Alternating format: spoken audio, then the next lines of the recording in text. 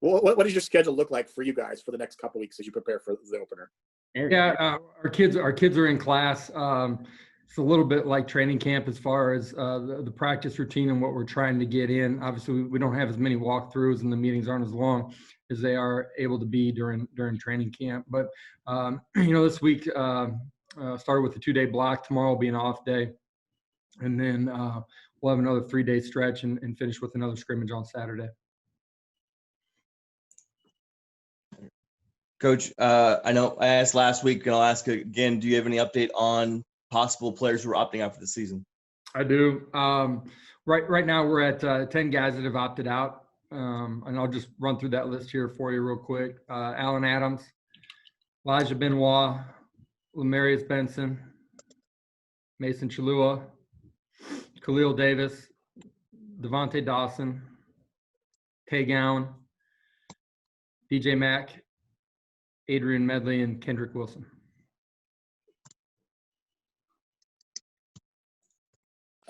Josh, what are your thoughts on those opt-outs and the idea of opting out for the season? What are those discussions like leading up to that decision for those players? Well, I mean, everybody's perspective and situation with COVID is different, and they're all valid and real. It's most unique thing that most of us have ever encountered in our lifetime, right? And so we've tried to educate our guys continuously as what the best practices are, educate them on what we're doing here to help try to keep them as safe as possible. Each of these kids that chose to opt out have different reasons behind their decision. They're valid, they're real. We support those guys and we'll continue to help them. Obviously they're going to be away from our program and that type of thing, but continue to help them in other areas of their life. Coach, there was an interesting thing that Randy Shannon said the other day when we talked to him, just, in the uncertainty of, I guess, maybe opt-outs or quarantine or positive tests, that you got to be ready for the unexpected. So he said, you guys have been moving players around. You talked about the secondary, safety's playing corner playing safety. Is that something you've discussed on offense and kind of with the extra time getting ready, kind of experimented with players in different spots in case you need to use them there? Yeah. For us, I think the most juggling that you do is on the offensive line. Your skill spot guys, our guys are able to move from, slot receiver outside and vice versa in what we do. And some of our experience there helps certainly. But with the offensive line, we've moved guys around and I've said this from the very beginning, this year's different than any other. The depth that you have is extremely important. And guys being able to move around and get themselves ready to play is going to be critical here. And that's, with COVID, but, the way that we're practicing, we basically split up into 2 different groups as well, has helped kind of force some of those things as well and put those guys in position to get those types of reps. Coach, in normal circumstances, you prepare your players to play in a loud environment such as the bounce house. With Danny White releasing only 25% capacity will be allowed, have you implemented any new strategies or anything in practice to try to prepare your players for the opposite and playing in a very quiet and unusual environment? Yeah, I think, in a normal year, you talk about going on the road, maybe a hostile environment, and having to create your own energy. This year, as much as any other year, you're going to need to do that inside of your own stadium. It will look and sound different than anything that you've prepared for. And just with the way that we have our facilities here and how we've met, we've switched up, which practice field we use as far as who travels. We have an offensive field and a defensive field. For a 3 or a 5 day block, one group's going to travel. They're also the team the unit that's meeting in the indoor during the course of those days, trying to create it and treat it like an away game. Those things that you're talking about for an away game are going to correlate back over to what you're doing at home this year as well. In light, I guess, of the news that DJ Mack is going to opt out, I guess, is Quadri Jones, is he next man up? I know he went through some stuff last year. I know he wanted to transfer, and then he came back. So kind of what have you seen from Quadri, I guess, early part of the spring before things shut down up till now? Yeah, like every quarterback, they want to be able to take the reps, right, and have the ball in their hand. Quadri, since he's got back, has done a phenomenal job competing his butt off. While DJ was here in training camp, Quadri was getting equal reps with DJ and was playing really well. Understand DJ's situation, why he made the decision that he has. Quadri's willing and more than capable of playing at a championship level at the quarterback position. Our football team, on offense and defense, guys really feel strongly about Quadri and what he brings to the table. Hey, Josh, how have guys in the locker room reacted to the decision? It's a very personal decision from a guy whether they're going to opt out or not. Obviously, as a team, this is sort of a whole unique thing. Have guys been supportive? How have guys reacted to these personal decisions these guys have had to make? Yeah, they absolutely have.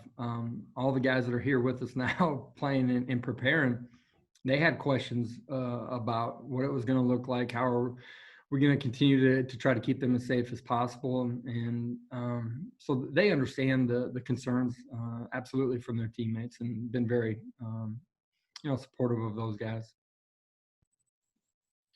Josh, how has the tight end position battle looked like? Obviously you guys added JUCO Zach from California. How has he looked?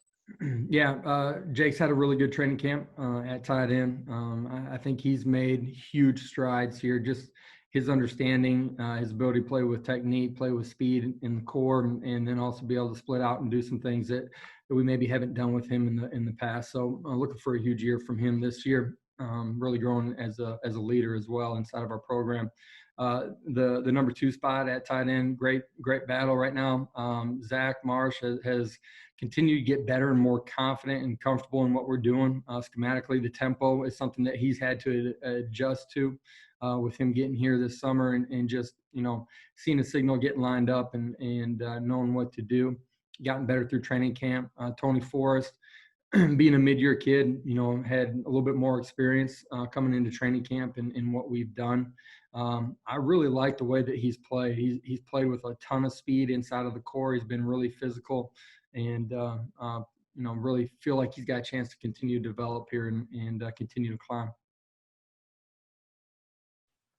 Coach, the recovery of Mackenzie Milton over the last year and 9 months or so, how it's been, it's kind of been, we've seen on social media, the progression that he's taken. Has this been this week when we're 3 weeks out from game time? Is he getting any closer to potentially getting on the field during week 1 and getting some reps, or what's it look like for him? I don't think week 1 he'll be ready to go. It's remarkable what he has done.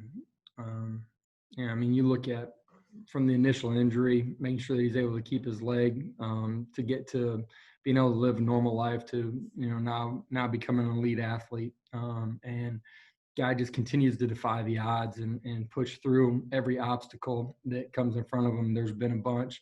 And you just can't say enough about his physical, mental, psychological endurance and, the strength that it takes to navigate a rehab like he's been going through. And that's something that I think the players inside of our program see and recognize and, through their ups and downs during the course of a day, a week. It's something that they can point to stay the course. And, so I think he's, on his way to becoming, coming back and playing in a really elite level again. And how fast he gets there, we're going to continue to see. Brandon Moore, different surgery, but a long rehab as well, just the strides he's made. I pointed that out to the football team the other day. Just, we're practicing and you can see him shadowing and doing everything on the sidelines. He's getting more and more confident in what he's doing well. Those are 2 guys that have had traumatic injuries that have done a remarkable job in the rehab process. Coach, with Tay Gowan opting out, what does that second cornerback spot look like? And Corey Thornton getting an All-American honor yesterday, is he a part of that competition? Yeah, Corey's played extremely well. First 4 days of spring ball, I said that. When we had our first interview, he was one of the names that I brought up. He's been really steady, playing with great confidence, and he's doing that because he's playing with great technique. He's able to reset from one play to the next play and just go play it free and independent of what's happened beforehand. his physical attributes, his length at the line of scrimmage, causes issues for wide receivers, his length, and expect him to have a huge year. Zamaro Maxwell's had a good training camp as well. Some of the other young quarterbacks that I talked about, maybe a week ago, have played extremely well as well, and there's a lot of competition there right now.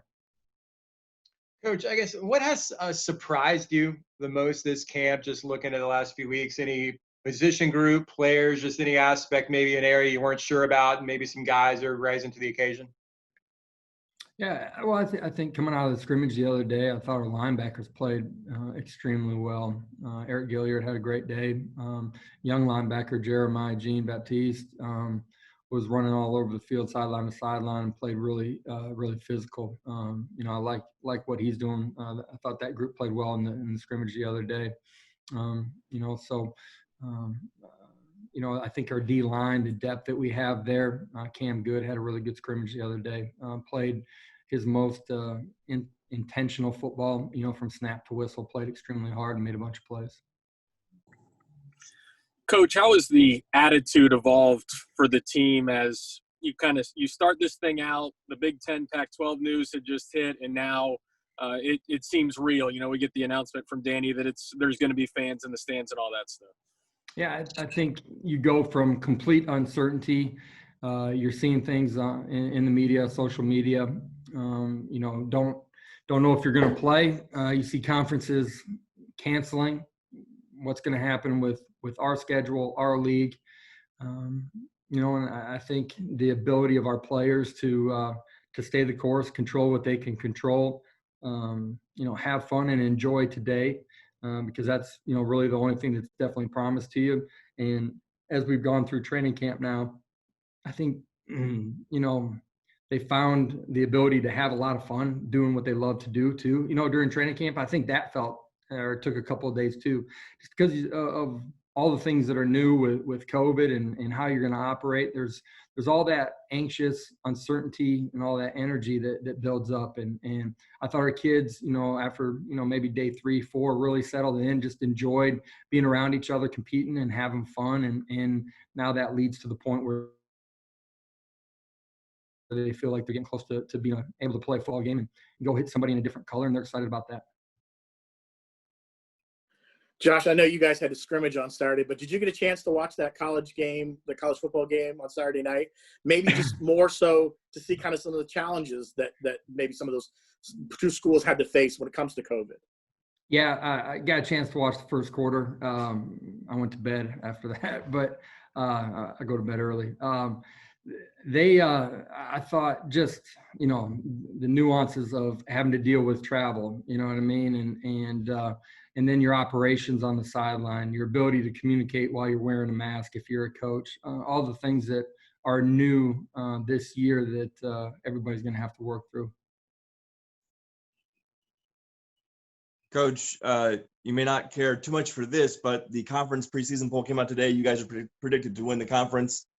Just your thoughts on that. Yeah, I don't think anybody really remembers preseason pick. They don't remember a preseason, Heisman Trophy candidate. It comes down to what you do during the course of the season, right? I do like our football team.